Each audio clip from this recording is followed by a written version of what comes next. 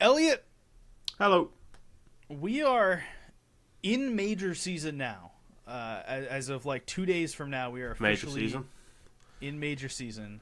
Thank you, sir. And God, am I excited! I know, yeah. I'm. Do you know what bit I'm most excited about? What? Please elaborate. I can't wait to subject my new wife to a full cycle of Counter-Strike and try and explain to her what's going on. I'm very excited for that because it's very rare you get to watch somebody's first interaction with anything, but like something like that, something that I care about and she really doesn't, and I can just be like, look, this is what I have made my career for the last 4 years yapping about. Yeah, it's Watch this. I kind of just did that. So when League of Legends Worlds was on, I'd go downstairs and watch it on like the big TV. Yeah. And my dad would come down and he'd sit next to me, and I'd have to. Now, let it be known, Well, Counter is a lot League of easier to Legends are explain harder, than yeah. League of Legends, but I had to explain like the general gist of League of Legends, and he kind of like understood it as we were going through. Yeah. I find that the younger people are, the easier it is to explain the game to them. So Yeah. it should be a little bit easier to explain it to your wife than it is to my Yeah. And 68-year-old dad. she sat in deathmatch and shouted obscenities at some strangers a couple of times, so she'll be fine. That's all you need to do. That's the whole bit. Yeah, but yeah, to me that's like I've seen plenty of majors, and nothing's going to surprise me. But I just I want to see what she thinks. Yeah, it's the first major in that. Yeah, All right, folks, we have a good show for you today. We're going to talk about Blast World Final, and then we'll get into the RMRs. mm-hmm. So before we do that, the intro.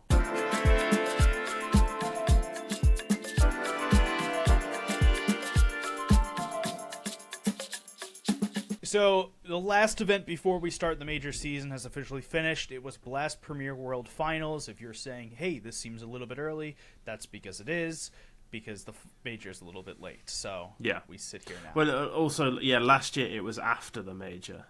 Yeah, but the It major was the final. the major itself goes till like December something. Yeah. So I think everyone determined it was stupid to have this after the major, which I agree with.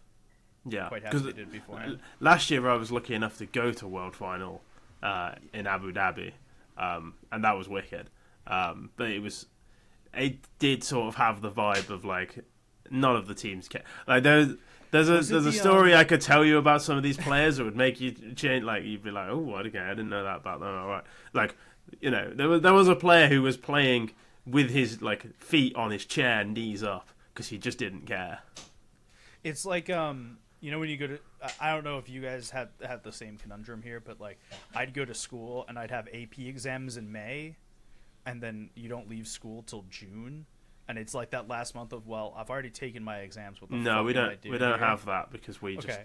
we break up from school and then we have like you get given days and times you have to come back in for exams. Yeah. So we had Which that makes for more college, sense. but for high school, it's like you Oh no, go this and was take- a high school. Yeah.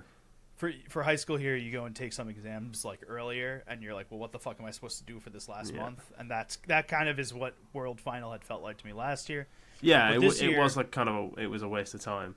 This year, though, it's the last event before a lot of these teams go to Shanghai, and if Which teams- still sort of means teams aren't trying that hard in a way because Yeah, they're they're not like trying they to, don't like, want to exert themselves too much. But yeah. So there Yeah. was a couple events that went on here that were in this realm. So the other event that we'll touch on for a second was the Thunderpick World Championship. That existed. It was very small, right? 4 teams. there's a great story in the Thunderpick World Championship that we can get onto in a little bit. I don't know if you've seen this. I don't know if I have. Let's talk about World Final first, then we can go Yeah, talk yeah. about Thunderpick. So World Final had all the best teams, as Blast had declared throughout the year. G2 Spirit, Astralis, Vitality, FaZe, Mouse, Liquid, and Na'Vi. Which is actually very difficult to argue against those being the best No. 8 teams in the world. I feel very confident saying that these are the Like- best 8 teams in the world. Astralis are probably the most out there pick, and they did really well. Yeah. I personally might swap FaZe for like Eternal Fire or something. Personally, But like, here's then the they were terrible at Challenger. So I feel like if you told me that there were the 10 best teams in the world and 8 of them were here, I'd be happy with it. Yeah, that's fair. Like I'm not saying these are the 8 best teams in the world, but they're definitely 8 of the top 10.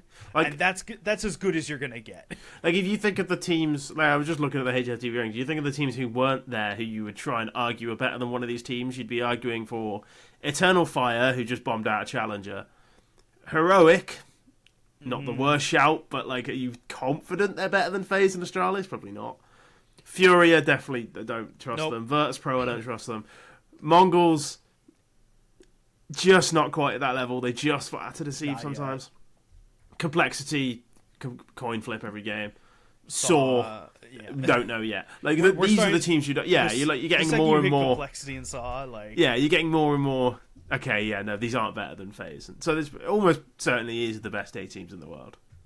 But yeah, so best 8 teams in the world. You think this would be a banger, and it kind of was. Kind of was. There's some great games in there. Yeah, so we talked about Group A and Group B last week, or at least up to what we knew about. Astralis going out of Group A with the first place, not dropping a map to Navi or Maus. G2 going out of Group B in first place, dropping 1 map to Liquid, but nothing to Spirit. It was a FaZe Spirit opener in the quarters, which was a 2-0. Yep. And it... To Spirit, we should say. Yeah, it was 2-0 to Spirit, sorry. Let me... Yeah. Yeah. But because that really could have gone the other way. No, it could have. So Anubis was very close. Anubis was very, very close. Across both. Yeah. Across the map. No, it was a super close series that finished. Like, there's a phrase in battle rap, which is a gentleman's 3-0. Like if somebody wins 3-0, it's either a body bag or it's a gentleman's 3-0. And a body bag is self-explanatory. It's a gentleman's 3-0. It's like 3 close rounds, but you won 3-0. This was a gentleman's 2-0. It's where the score line does not show the entirety of the game. Now, the grand final, that was a body bag. We'll get to that in a minute.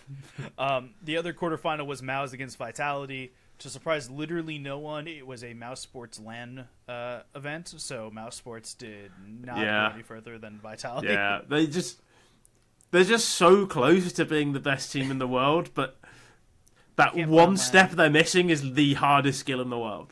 It's like there's a footballer called Chris Wood who's currently he's like the top goal scorer in the Premier League, or he's close to it, and he does literally one thing. He is one skill. But that one skill is the most important skill in the entire world. He's just a Premier League footballer. The only thing he can do is score goals. His passing is mediocre. He's not particularly good in the air. He doesn't press that well. He's not that quick. But he scores goals. I don't know how he does it, but he scores goals. And it's the most important skill. Mouse are missing one important skill, but that's the only one. The ability to stay cool on stage in big games. If you only have that skill, you are FaZe Clan, and you can win events. That is basically FaZe Clan's only skill, and they win more events than you.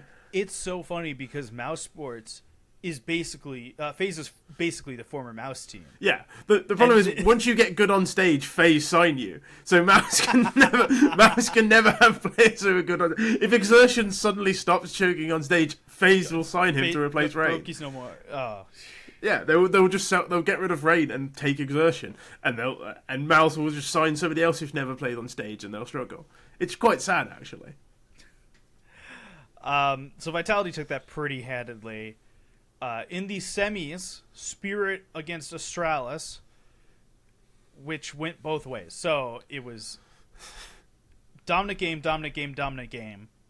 Yeah. Spirit, Astralis, Spirit. Yeah. After map 1, I was really ready to tweet, Stound's back. Heroic choking again. And then Stound has, the greatest map of his entire career on map 2, and then disappears again on map 3. I'm like, I don't know what to think. Yeah, so Stound I don't know what to think. 22-7 on map 2. Yeah. On Vertigo. In a semi-final against one of the best teams in the world. I want to take a side note for a minute here. Valve has been teasing Train the last couple of days, and they've also been vaguely teasing getting rid of Vertigo. Yeah. Do you actually think they're getting rid of Vertigo? Because I'm not convinced. Are they fucking better? The map pool is so doomed right now. Okay, So the complexity GM Messioso said something recently about this. About someone had said online like, "Hey, what map do you think they'll replace?" And Messioso replied to it. I thought this was a good bet, and it was they should remove Mirage because they've never removed Mirage. No, they shouldn't. The fact that Mirage has never been the fact that Mirage has never been removed and never been changed outside of one bench is exactly the reason it should never be removed, because it is still a top half map. There are 3 good maps in the map pool, and Mirage is 2 of them. Mirage, the map pool is so doomed. Do not touch Mirage. There is literally 4 other maps you should remove before you remove Mirage. To be fair, I think they should just remove Dust 2. They should obviously remove Dust 2. Dust 2 should never have been added. I was bitching to someone about this recently. When I said I was talking about like how I haven't been playing Counter-Strike for a while, and I was basically like, yeah, the game hasn't changed. They switched the map pool out and they put Dust 2 in, but they didn't make a single change on Dust 2. No. So it's the exact same map that was figured out when they took Dust 2 out. Yeah. So what the fuck am I here for? I hate watching games on sites that are unretakeable. Train B is pretty bad for this. I will say that Train B is pretty, but Train A is the greatest site on Counter-Strike ever. And the A site of Train is unbelievably good. The B site sucks. If it was only one bomb site, it would be the best map of all time. The B site has some incredible retake clips on it, though. That's true. Think about Device with the pistol one. Yeah. Think about Fallen jumping down the stairs. There's also the Forest 1v3 post plant where he transfers to a guy in the smoke. Yep. That one's crazy. But there's like a lot of really good retake clips, and I do like the fact. I will be clear here. I'm a big fan of Train. I like the fact that one site is harder to take. Yeah. Because it is not only like to retake, it is harder to take to begin with. Mm-hmm. So Train is fantastic. Train's an excellent map. Train's great, but don't fuck up Train, Valve. Yeah. Well, I mean, just don't touch Train. It's fine. But the problem is that we need more than one map change. I know. So from everything we've been told, from everything we were guessing, let me rephrase it this way: they're removing Vertigo. I think they should also remove Dust 2. Which is good. They should remove Dust 2. They should remove Inferno. I think they should remove Inferno and bring back Overpass. Yeah, I mean, obviously. They should obviously bring back Overpass. What's the other? What even is the other map? Oh, no, Nuke's brilliant. No, actually, hang on. We'll keep Nuke. Nuke's fantastic. No, keep Nuke, keep Anubis, keep Ancient, keep Mirage. Nuke, Ancient, and Mirage are legitimately good maps. Anubis, I like. I think it's kind of mediocre, but it's very much like... It's better than the other least maps. of your problems, yeah. It's better and then you've got Inferno, which is horrendous to watch and just horrible in pro play. Dust 2. Podcast name. It's nothing against you, podcast name. Yeah, well, it's a good podcast name, but I don't. It's a like great Inferno. Podcast name, not a good map. Dust 2. Yeah, Inferno and Dust 2 suffer from very much the same problem, which is that once you get into a bomb site, the round is over. It's so boring. How long has Inferno been basically the same? They didn't really change anything when they redid it. People complained about it changing on CS2 and feeling different, and no, it doesn't. The only change I've seen that actually I think affects the map is that the long smoke lands quicker, so the CTs have less they can do about it or something. And that's like, okay, fine, but that's not what people are moaning about. No, I will say, smoke changes change the map a little bit. Sort of, but not really. But not enough you still don't to really, yeah. You still just burn your smokes until there's 20 seconds to go, and then the team tries to execute on whichever bomb site they've chosen after they've tried to dodge nades for a minute and a half. It's just really uninteresting to watch. Dust 2 and Inferno suffer from the same problem that you basically never retake, so the map's really boring. And then you've got Vertigo, where you only retake because nobody actually tries to defend the site because it's nearly impossible. There's just not even with the changes, which I think they did the right thing with the changes. They made changes that I think theoretically made some sense. In practice, it hasn't fixed the map. The same problems still exist. Both sites are miserable to play. The only part of the map that I think is fun to play is running up the ramp as a T, and both sides of mid. But executing or holding B is a miserable experience. Where do you think I play on Vertigo? I'm first man up ramp entering. I'm the usually only place to play. I usually play mid on both sides of the map. It's the one map I used to get like presidential treatment because I was really good at Vertigo. I was like genuinely very good at Vertigo at one point, and I was like, I'm playing mid.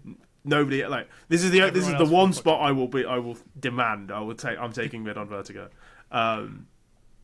And so I even liked Vertigo, but it's clearly bad. But I just think Dust 2 and Inferno are just both miserable to watch for the same reason. And people will complain about there being too much saving, and in the same breath call Inferno the best map in the map pool.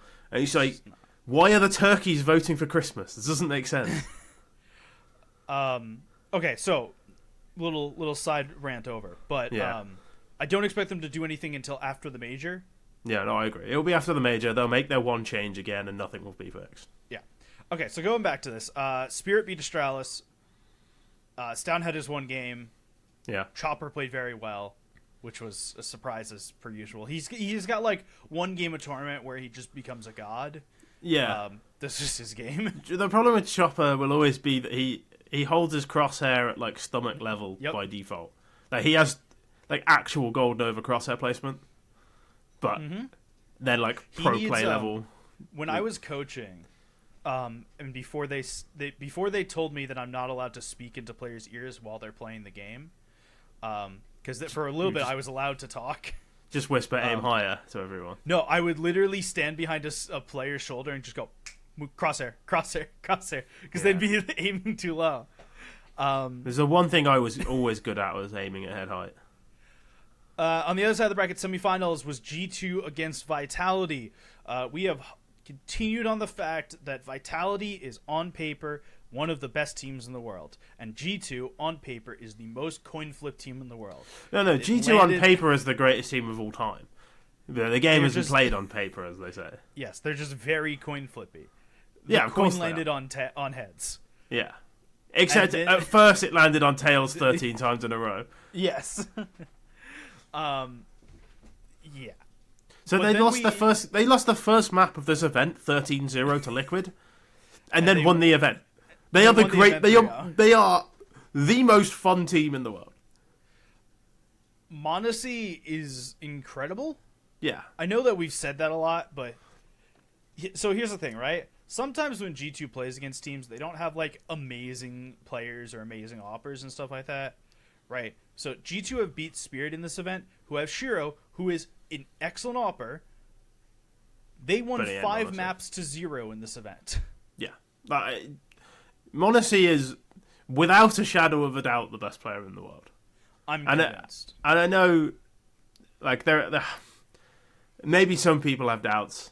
Like, there was obviously a period where Donk looked like the best player in the world. And I think we even said like Donk is the best player in the world, and at that point he was.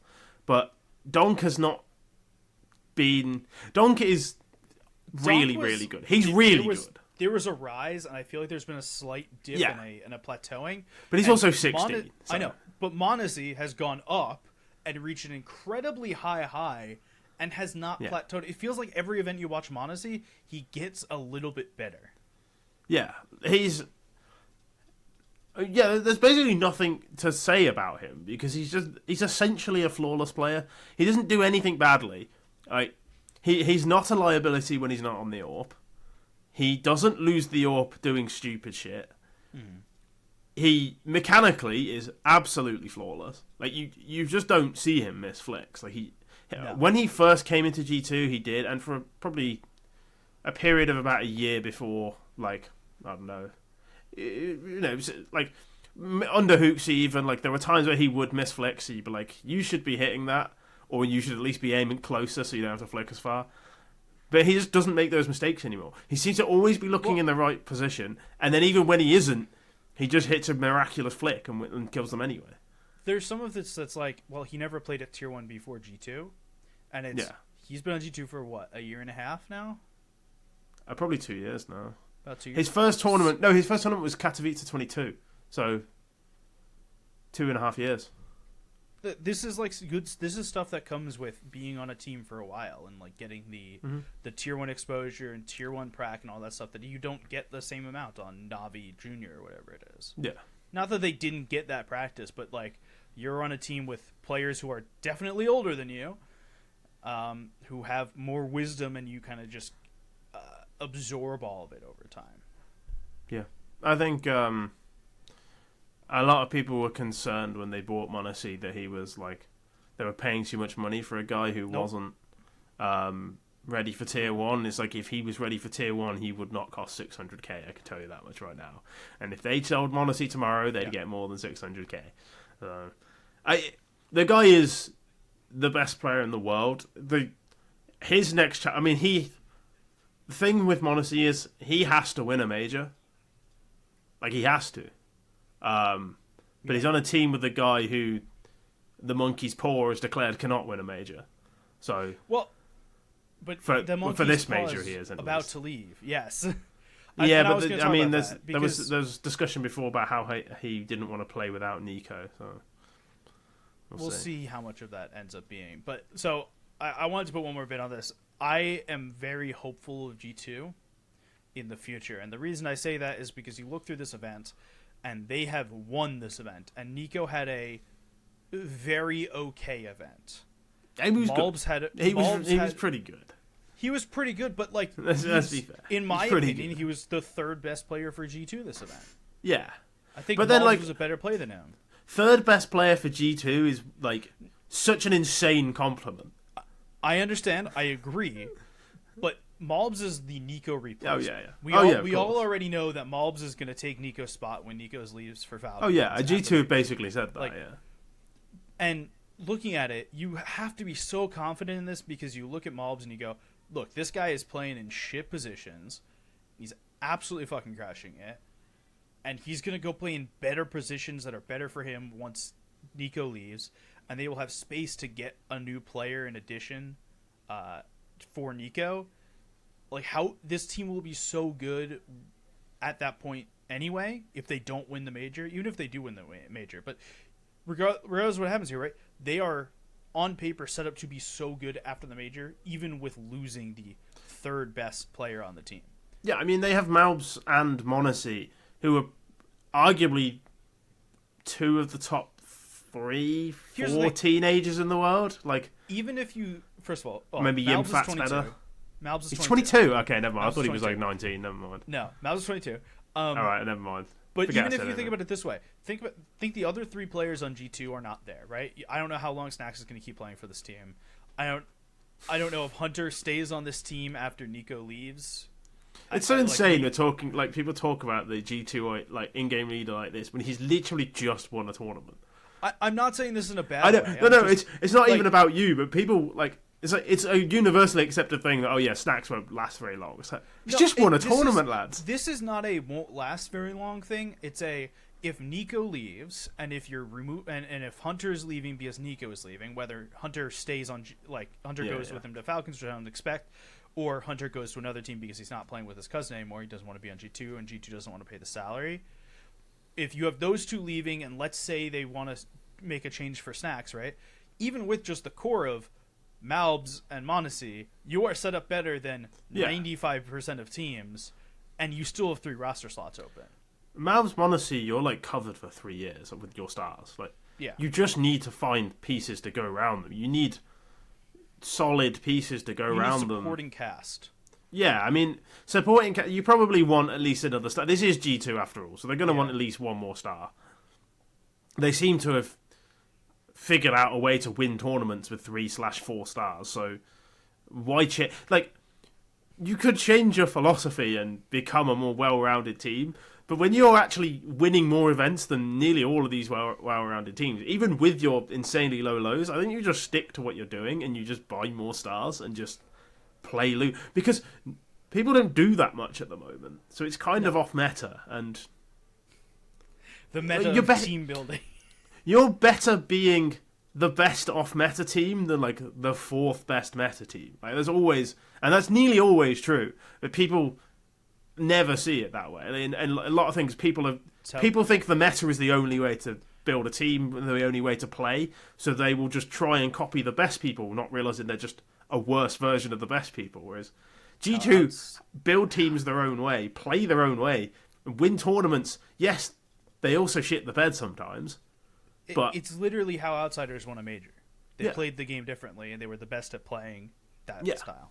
But Outsiders actually just took how everyone else played and like did it to the extreme. They played like serious sufferball, but everyone sort of plays sufferball. They just made it worse. They didn't play it as much. Yeah. All right, before we jump over to some RMRs that will begin this coming week, Thunderpick World Finals, which was the other tournament going on this weekend, with a couple other teams that will make themselves shown at the major. I won't bother saying that OG will make themselves shown at the major. I still have absolutely zero faith. I hope they don't. And while 3D Max, I believe, are in the RMRs, I don't believe they will make it out of the RMRs. They've got a chance. They have a chance, but they have like decent peaks. The two teams that are worthwhile talking about here are Heroic and the MongolZ. Yeah. I want to first say that the MongolZ won this event. 910 has 2 tweets of all time, and one of them is just like, "I'm going to bed after this" or something like that, and it's excellent. Let me see if I can actually find what 910 tweeted something like, "Sick of being humble, fuck the haters" or something. Yeah, something like that. And then he was like 3.5k hours, by the way, which is a bit of a misnomer because the first of his 3.5k hours was already in a Faceit game that he top fragged. So he definitely had another account that was banned. He's also deleted his Twitter.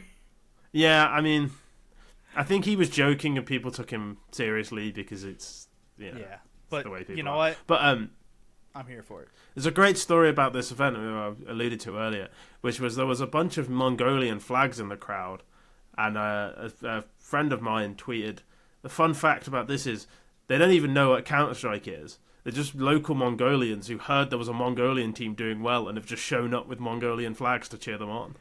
Which is great. I just love that. They didn't even know what was going on. This event was in Germany, for what it's worth. It was not in Mongolia. Yeah, there was just like some guys who were local who were Mongolian who were like, oh shit, let's go support the Mongolians. And they won. Quite convincingly as well. They won 3-1 in the grand final against Heroic. They did. But again, once again, best of fives in anything that's not an IEM or a grand or like a major maybe, or I mean Blast World Final's fine. But like, you know what I mean? Like it's got to be that tier. Blast World Final makes sense. I'm okay with the Blast World Final. Thunderpick World Championship should not have a best of 5. I'm sorry, it just shouldn't. All right, that's all I want to touch on in terms of that. The RMRs, they begin this weekend, so it is currently November 5th as we record. On Monday next week, November 11th, the Asia RMR starts, and on Tuesday the 12th, the Americas RMR starts. We'll be recording on the start of the Americas RMR, and we'll give some more insight there. To that, but we want to talk about the Asia RMR today, which starts before the next episode. So, there's 8 teams here. Teams in order of Valve rankings is the MongolZ, who, if the MongolZ don't get out of this, something has gone terribly wrong. Yeah. Especially as I think 3 go through? Yes, so 3 teams go through, top 3. Yeah. So, FlyQuest, LinVision, Drillaz, and if you don't remember, Drillaz is OniPixel's team. Yeah. Who we everyone wants to lose. Who everyone wants to lose. GR, which is a Russian team. Now, if you are unsure why there's a Russian team in the Asia qualifier, Eastern Russia has always been different than Western Russia in terms of RMRs because of ping. So for anyone who's not looked at a map, Russia is fucking huge, and only like a fifth of the land is in Europe. But it's the most populous part. I was going to say, it's like 80% of the population of Russia. It's similar to how, like, most of Canada is, like, there's, like, nobody. It's, like, very close to the border, yeah. Yeah, like, most of Canada, there's nobody. Russia's kind of similar. But, like, there's a team in, like, a little province that, like, Russia own. I think it's near I can't remember. It's, like, right in the southeast. Yeah. And there's a football team there who had an away game at a team that was, like, 8,000 miles away. It's are you talking about? Hold on, what is this place? I don't know what this is called. It's like the bit at the end that's like above Japan, right? Like the bit that juts out. Yeah. Here we go. Vladivostok. Luch Vladivostok had to travel nearly 7,000 kilometers to play Rosselmash in Rostov in 1994. Oh, that's the place like literally just outside of Korea. Yeah. North Korea. It's 6,800 kilometers, which is for the Americans A lot and of for miles. the English actually 4,200 miles. A lot of miles. And that was a game in the same country, quote unquote. Like that was a league game between two teams in the same division. All right, this is a totally, Russia's big, is what I'm saying. This is an unrelated matter. Do you know what the longest domestic flight in the world is? Longest domestic flight. Yes, because you've reminded me about this. I mean, that's got to be close. It's not in Russia. Is it? Oh, hang on. I will note. I know this from a Grand Tour slash Top. I could say, is it like England to the Falklands or something? No, does that it's count? France to Réunion, which is outside Réunion, of okay. Madagascar. Yeah. Okay. Yeah. Longest domestic flight in the world. The only reason I know about Réunion is because football player Dimitri Payet is actually from Réunion and could have played for either team, but he went for France because he's very, very good. It's a very small island. Okay, so GR, Eastern Russian team, Rare Atom, famed Rare Atom team. Yeah, we love Rare Atom, but they are a bit bad, unfortunately. Yeah, this is not the Rare Atom you're used to. They're on Tyloo now and did not qualify.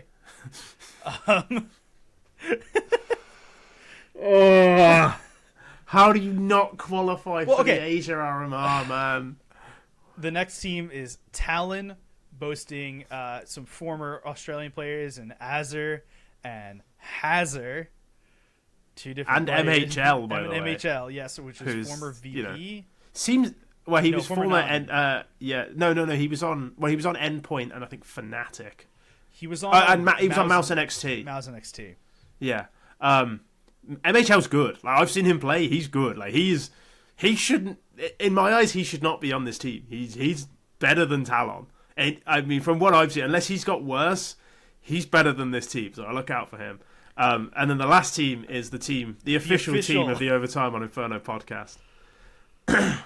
Yeah, Alter Ego, a roster of Bentet, Exogen, Dobu, Freeman, and Aid Kit. Yeah, formerly of Waste of Ammo.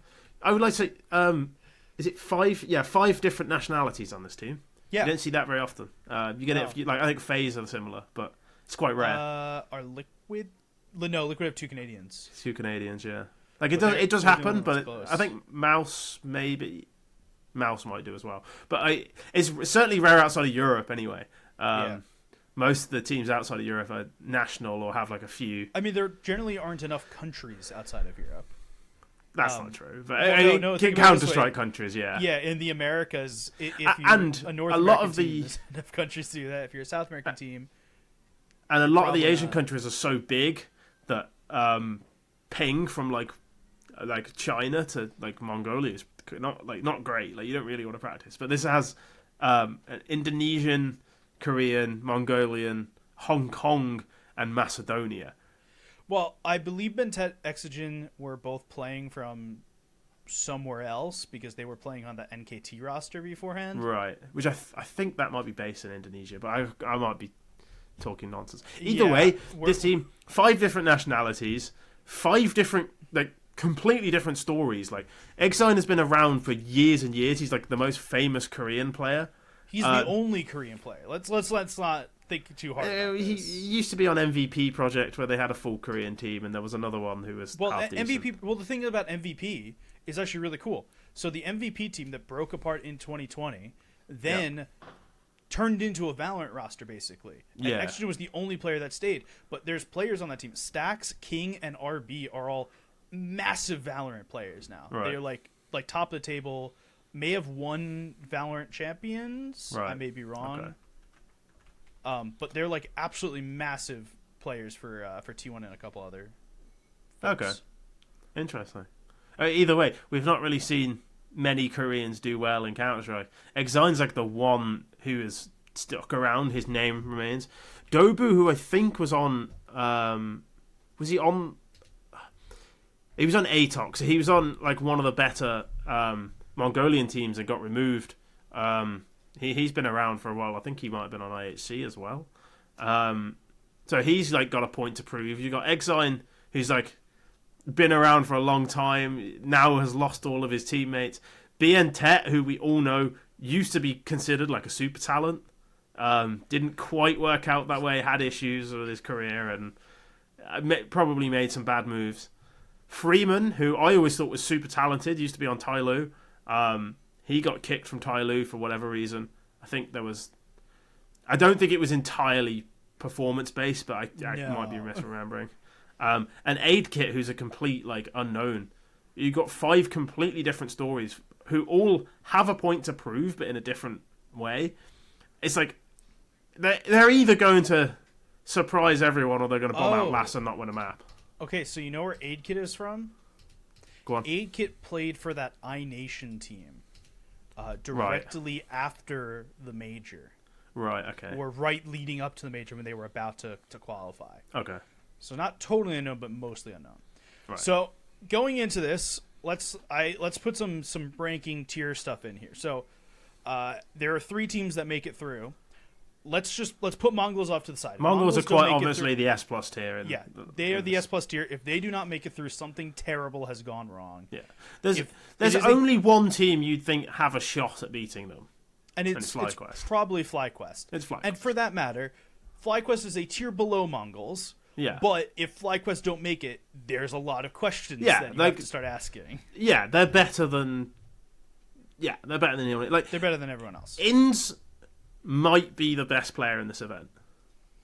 And I don't say that lightly, because I really like Techno, and I really like a lot of the Mongols players.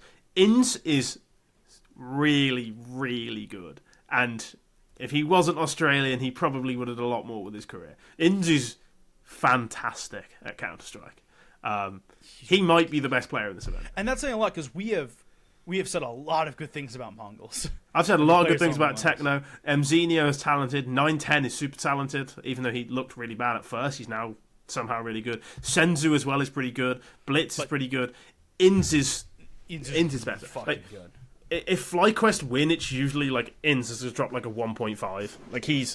He's the one who, even when they lose against big teams, you look at him and he's trying his hardest. He's really trying to drag that team to their 7 rounds. So after we get out of those 2 tiers, right, of MongolZ and FlyQuest, of both teams that should make the event, we get to what team makes the RMR after. What is the 3rd place team? And to this, I have absolutely zero fucking clue. Okay, so if all goes well, it's Linvision. Linvision, pretty reliable in domestic competition. They've been to a few international events. We've seen these players play well. We've seen this team. They've been together for a while as well. Linvision are not a bad team. They should be better than the other 5 teams. The other 5 teams being Drillers, who actually, if you look at the Drillers team, they've got a lot of talent.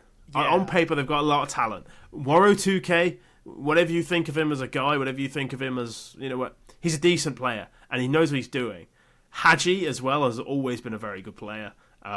Scenery was good on Guild / Sceneri's pretty bad, but he's he brings an amount of the Bad News Eagles vibes, and I believe was he the in-game leader? Was that GXX? I think he is playing IGL. I'm not, because Waro is also in-game lead. I'm not sure who's in-game leading for this team, but Sceneri's not particularly good. Meztal's also actually quite good. I don't know if you've ever seen him play, but Meztal's actually pretty decent. I'm pretty sure Spray came on this podcast 2 years ago. Yeah, and he obviously raved about the expert in Israeli Counter-Strike, and said that Meztal and Shushan, and I believe Shushan is Sphinx's brother. Yeah, they were going to be the next 2 players coming out of Israel. Yeah, and Meztal has been pretty Meztal's good. talented. Yeah, he's just kind of not stuck out there, because that sounds really bad. He's he's not bridged the gap to a good European team yet.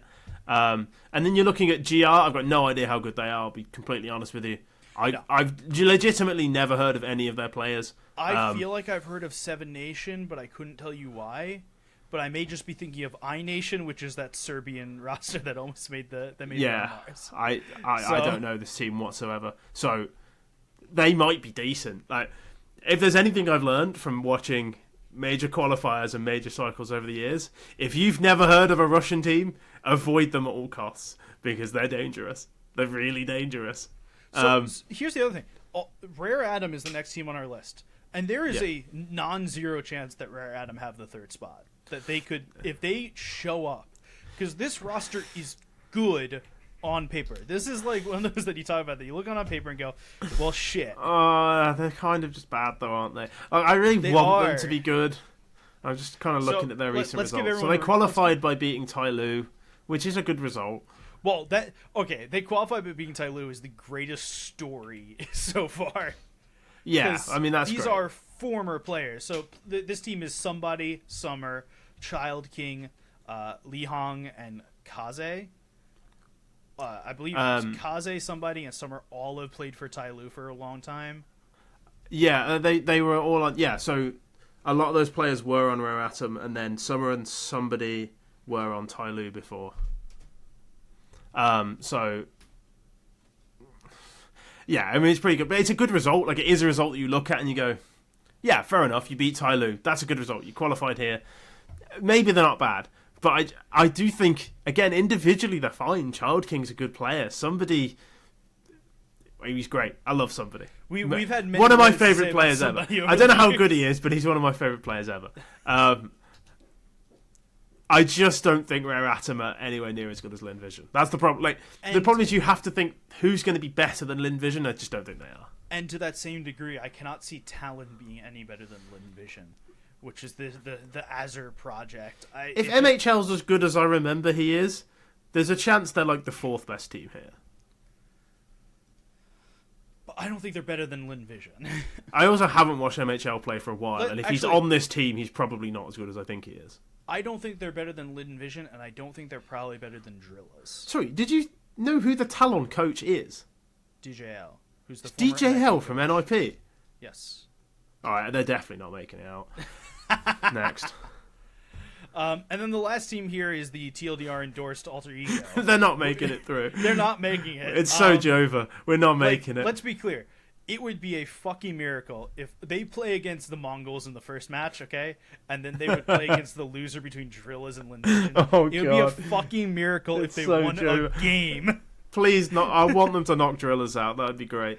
If they knock Drillas out, I would forever will be say, in their debt. The opening games of BO1, there is a world where BN rolls it back to 2019.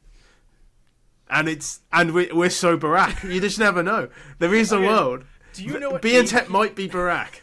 Do you know what Aid Kit's roster in the last rating in the last 3 months is?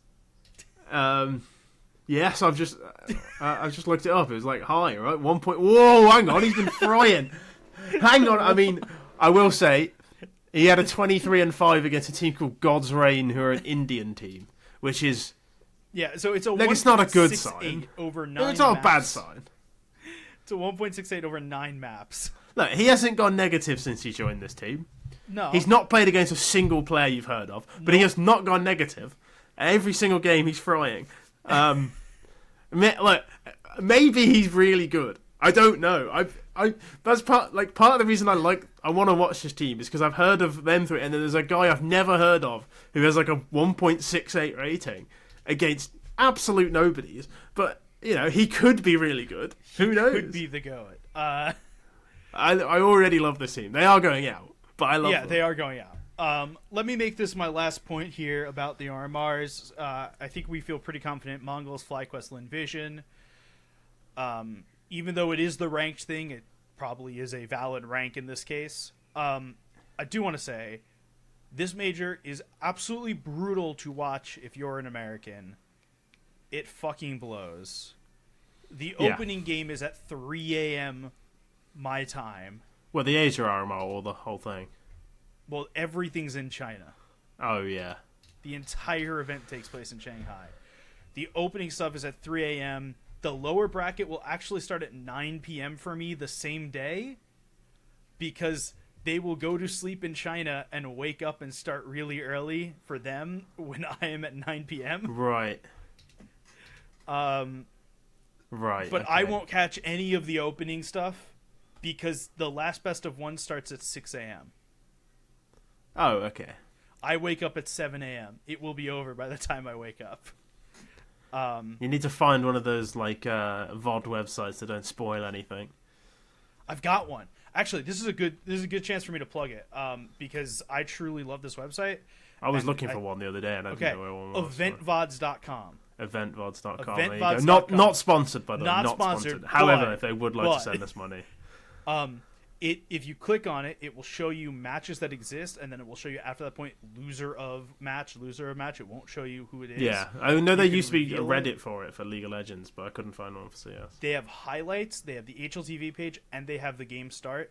And Amazing. the Twitch embed does not show you how much time is left in the VOD either. Oh.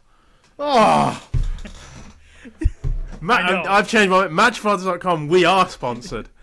Eventvods.com, truly the goats. Eventvods.com, what a website.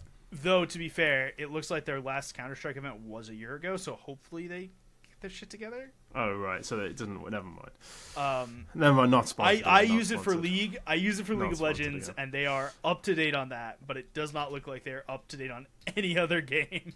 That's disappointing. Oh, well. Maybe they will be. I thought they were because I opened it up and I saw Thunderpick World Champion, and then I noticed there's the 2023 variety of the Thunderpick World Champion. Yeah, never mind. Event VODs, if you're listening, please cover the major for those of us in North America who cannot be asked to watch at 4 a.m. on a Monday. Yeah. But with that, we are going to be done for the day. You can catch us next week. We'll talk about the America RMR and what's going on in the Asia RMR. You can find us on Twitter at LoganRampap, at AZEsk, and at ReedTLDR. This episode was produced by James Serpa and edited by Mac. We'll be back next week. Return of the Mac.